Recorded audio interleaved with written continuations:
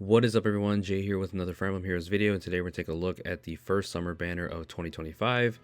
And this banner has some exciting choices for me personally, so I'm very hyped, but also some choices that could have been better in my opinion. And the first hero is that hero that I think could have been better, and that is Nino. No hate to Nino, I can't ever hate her. I mean, she's an adorable, young girl, and she had a tough upbringing, and she's a fun unit to use if you played Fire Emblem 7, but she has a lot of ults.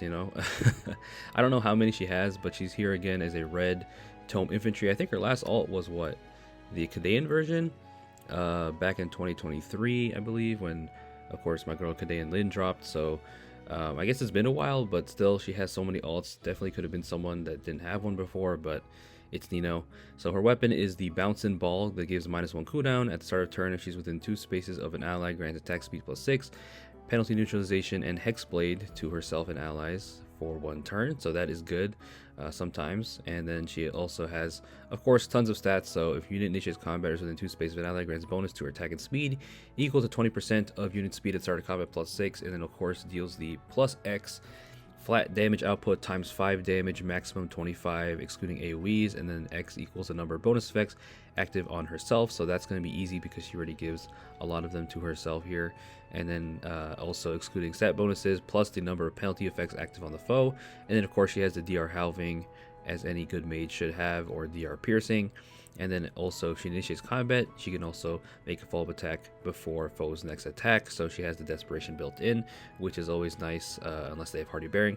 Then she comes with flare. That's nothing new. Healing is nice because her desperation does not require HP threshold. And then she comes with perfect attack speed for more offenses, and of course no follow-up, which is always nice. And then she comes with a new lull skill. Okay, here we go. Speed res lull finish. So yeah, the tier 4 lull skills are pretty outdated, so it makes sense they give a new one. So this inflicts -4 speed res on the foe, inflicts additional penalty on the foe's speed res equal to the number of bonus effects active on the foe. So that excludes stat bonuses, maximum 4, neutralizes foes bonuses to speed and res, of course, and then reduces damage from foes attacks by 7 during combat. So that's the flat damage output, or sorry, flat damage reduction. And then also if unit special is ready or triggered before or during this combat, deals +15 true damage during combat, except with AoEs. And then also when unit deals damage to foe during combat, restores 7 HP to unit. So this is really nice because it does the exact same thing as the lull 4s, except now you have true damage, which is amazing. And true damage is very necessary these days to pierce through a lot of tanks that have so much flat damage reduction. So this is really good for a mage like her. So definitely a nice B slot, and also you have healing. And then for the cherry on top, she of course has a PRFC skill, Black Fang Bond. This gives her Canto 2 and Distance Swap. So Canto 2 would have been good already, but she has Distance Swap with it because why not? That's really good for the mobility and the positioning. And then the start of turn, if she is within 2 spaces of an ally, grants the ability to move 1 extra space. I think her Kadean version also had this, so she also has that threat range. And also a special cooldown count is at maximum value, grants special cooldown count -2 to unit, and a special cooldown count is at maximum value -1, grants another special cooldown count -1 to unit. So flare is going to be easy to trigger for the most part because you have times pulse, and then times pulse even better times pulse, I guess, because it's not at maximum, it's also maximum value -1. And then we're not done. At the start of turn, if unit is within 2 spaces of an ally, inflicts speed res -7, exposure, and undefended on the closest foes through their next actions, and inflicts speed res -7 and exposure on foes within 2 spaces of those foes through their next action. So she already has tons of true damage with the lull finish, and then she has exposure for even more true damage, and then also negates savior skills. So Nino is absolutely no joke. She's going to hit really hard with this beach ball. And then we're not even done yet. If unit initiates combat or is within 2 spaces of an ally, grants attack speed +5, more stats, and then also deals +7 true damage. So you have tons of true damage, you ignore savior skills, you have desperation, you have Canto, Distance Swap, you negate buffs, you have the flat damage output, damage reduction. She is the full package pretty much, really strong. So yeah, I guess I should have expected it. It is Nino, but damn, this C slot is very stacked. So that's Summer Nino. Again, not a character I'm super excited for, and I kind of wish it was someone else, but I'm happy for the Nino fans. Next up is a character I'm very excited for personally, and that is my girl Lapis, the Forager of the Sea.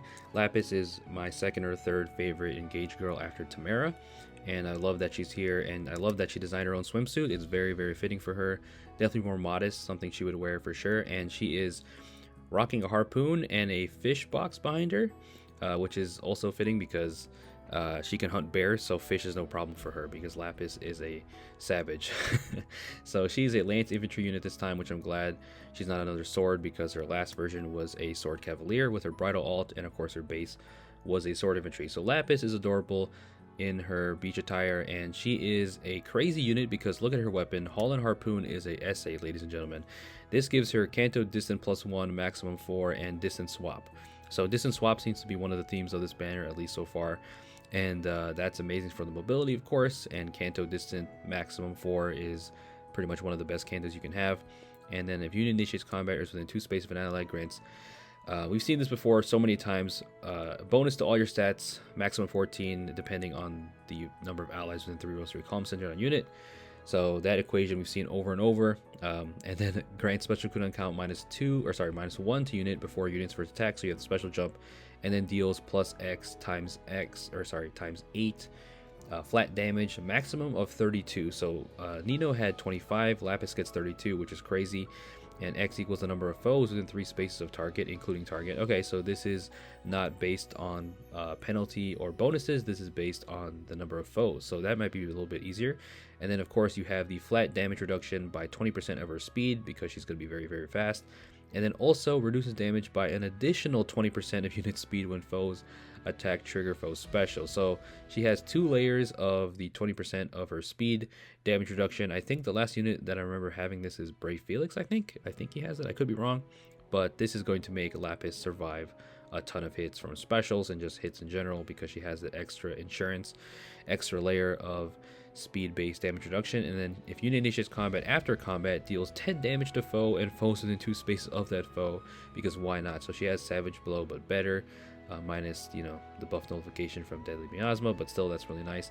And then inflicts Share Spoils Plus on foes. So Share Spoils Plus is a very rare effect that's only on Lapis. I think someone else might have it, but her bridal version has this, and it's not commonly seen at all, but it is a cool effect. So this inflicts -5 on the foe during combat and neutralizes reduced damage by X effects from units non-special skill. So remember, this is inflicted on the foe, so you have to read it from the perspective of your opponent. So this is going to negate their damage reduction skills and also inflict -5. And it's not done because once per turn for the entire map, if the foe initiates combat and unit is defeated in combat, grants another action to that foe after combat. So basically you're giving yourself a free Gale Force without running Gale Force, I think, right? So if the foe has this status effect and you kill them, then you get the free Gale Force. So that is really strong. I mean, maybe not really strong, but it's definitely useful. I mean, that's great for a unit like her that is going to be able to secure kills and then get another action, and she has Distance Swap as well.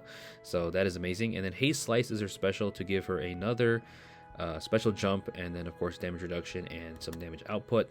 So Haste Slice is nice. And then she comes with Attack Speed Excel for more flat damage reduction and Potent Finish, which is perfect. And that is the theme of this banner, it seems, with the true damage, just like Nino having the new low skill with the finish and +15 damage.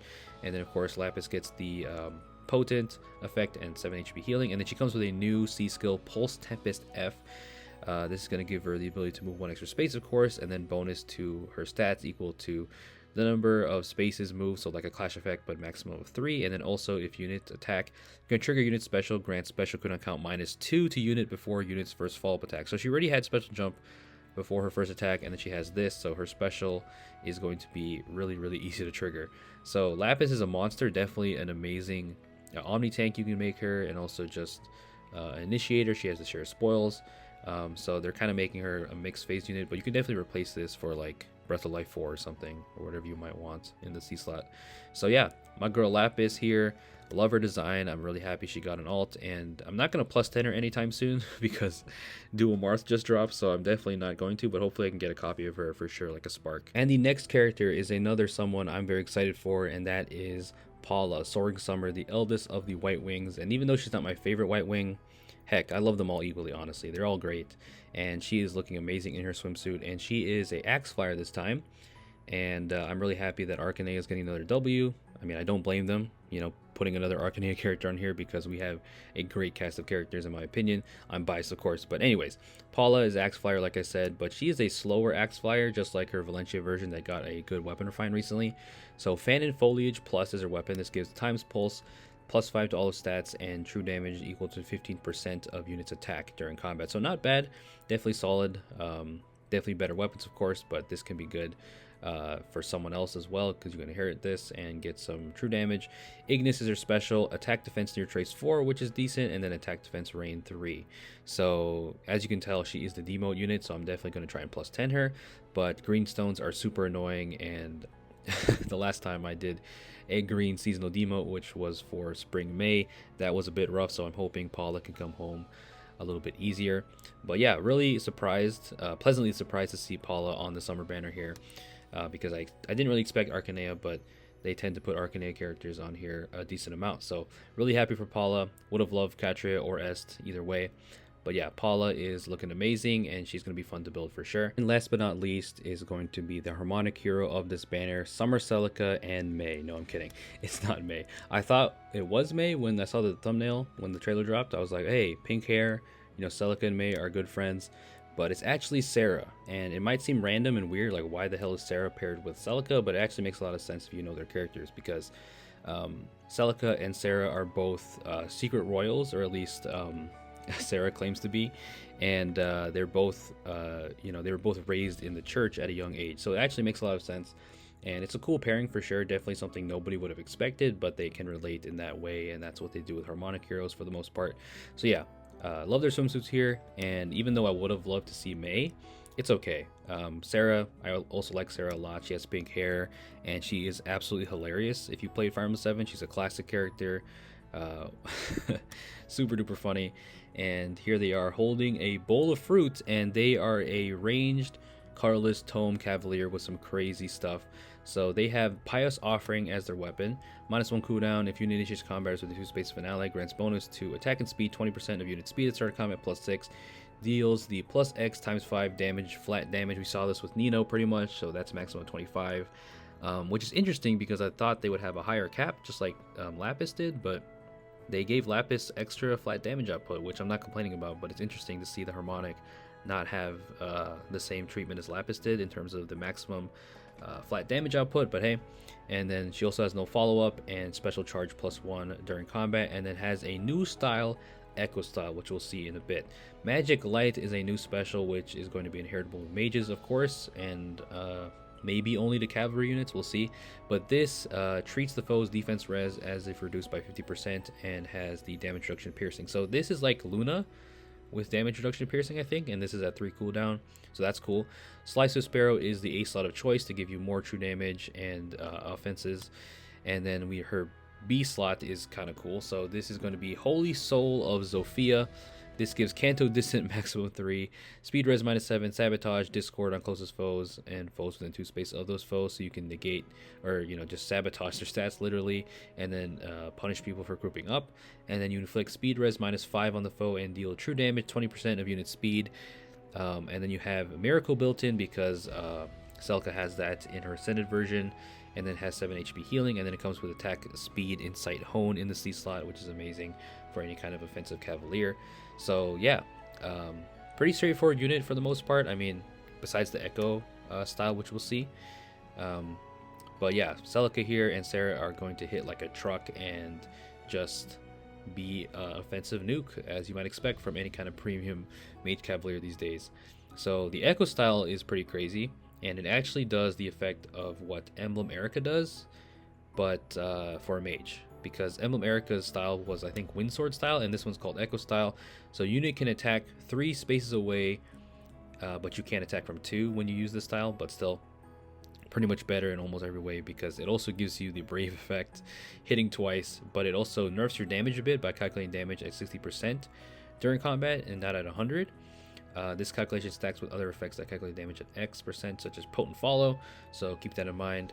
And then of course you are still susceptible to counterattacks from any kind of ranged armor, or if the foe has disencounter built in, your after combat movement effects do not occur, and then the effect skill Effects range is still treated as 2, including by skill effects determined by attack range like Pavis or Aegis, and you can only use this once per turn. So of course there are restrictions, but when you do use this, you're going to be a menace, because even though you're only calculating 60%, it doesn't really matter because Celica has tons of true damage anyway and tons of stats, so it's not really a drawback in my opinion. So this style is like I said, Emblem Erica's, where Emblem Erica can attack at 2 spaces as a melee unit, and now you have the mage that can attack from 3 spaces. So here is Celica attacking Haythryn from 3 spaces and just killing her easily. I mean, Haythryn is going to take some hits for sure. She's really bulky, but you do have the quad or the brave effect, and you can just nuke them with all your true damage and just be offensive menace. So that is Summer Celica,